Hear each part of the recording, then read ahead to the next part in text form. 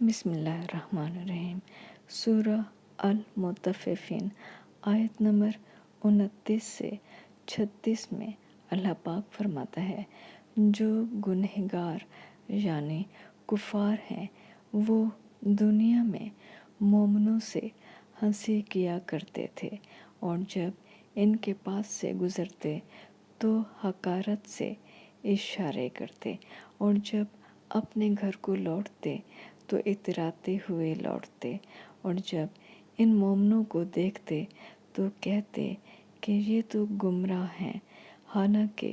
وہ ان پر نگراں بنا کر نہیں بھیجے گئے تھے۔ تو آج مومن کافروں سے ہنسی کریں گے اور تختوں پر بیٹھے ہوئے ان کا حال دیکھ رہے ہوں گے، تو کافروں کو ان کے عملوں کا پورا بدلہ مل گیا۔